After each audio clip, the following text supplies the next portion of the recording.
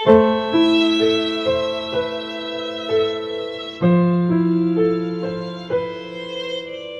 खतीब को देख रहे थे कि जी ये दम करता है, फूंक मारता है और बंदा उठ के चलना शुरू कर देता ना। हम बहुत ज़्यादा इम्प्रेस थे। हम काफ़ी अरसे से ढूंढ रहे थे कि ये बंदा हमें मिले, कहाँ हम कैसे इसे ढूंढें, क्योंकि हम पिंडी कभी गए नहीं थे, कलर सईदा से वाकिफ़ नहीं थे। हम दाता साहब गए और वहाँ पे ना एक बस खड़ी थी येलो कलर की ना, 52 सीटर जो बस होती है वो खड़ी थी। उससे फिर हमने पूछा कि ये कहाँ पे है इनका ना, तो उन्होंने फिर हमें अपना बताया कि हम जी 2600 रुपये लेते हैं, एक टाइम लेके जाएंगे फिर वापसी भी लेके आएंगे, तो एक पैसेंजर का। तो मैंने उसे कहा यार मेरे पास तो अपनी गाड़ी है, मैं गाड़ी पे चला जाऊंगा।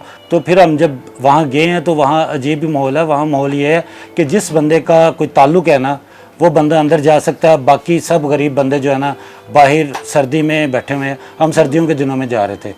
एक मरतबा हमने कहा कि हम जो है ना लंगर में हिस्सा नहीं डाल रहे, हम जो है ना उस साइड पे रहें। तो हम जब वो साइड पे रहे हैं तो हमने फिर वो गरीब लोगों के अंदर से जाके दम करवाया ना जब, तो फिर हमें पता चला कि सुबह में 6 बज गए थे। फरवरी 2022 में ना इन्हें फालज हुआ है और 23 में हमने जाना शुरू किया वहाँ पे। और तकरीबन हम जो है ना मसलसल 14 मरतबा वहाँ गए हैं कलर सईदा।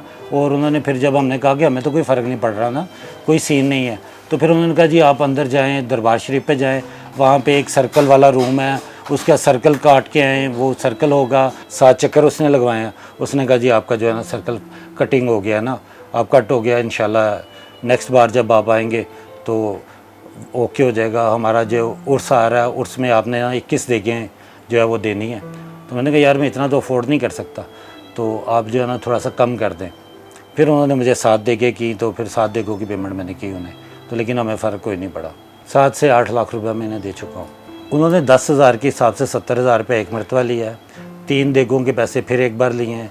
नीचे जो कलर सईदा यहाँ हमने 3 मरतबा 30-30 हज़ार रुपये दिया है, क्योंकि हमें वो थोड़ा सा प्रोटोकॉल भी दे रहे थे, हमें अंदर हॉल में भी लेके जा रहे। सर्दियों के दिन थे और बाहर मैं अपनी मिसेज़ को बिठा नहीं सकता था, बहुत ज़्यादा सर्दी थी। फर्स्ट टाइम तो उन्होंने हमें कहा जी इन्हें कुछ भी नहीं है, इन्हें जिन्नात हैं। उसने कहा था जो भी मेडिकल वगैरह आप इलाज करवा रहे हैं उसे छोड़ दें, आप रिपोर्टें ये रखें अपने पास, और दोबारा जब मेरा दम होगा उसके बाद दोबारा रिपोर्टें करवाइएगा, वो 0-0 आएंगी।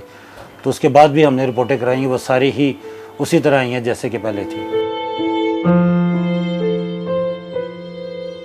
बाकी लोगों को मैं यही कहूँगा कि कभी भी ना जाएं ऐसे जालसाज़ों के पास, क्योंकि इसमें कुछ भी नहीं है। अगर दम करना है तो घर पे कोई आयत पढ़ के ख़ुद दम कर लें। इन लोगों को कोई आयत भी नहीं आती होगी, मेरा नहीं ख्याल कि कुछ ऐसा करते हैं।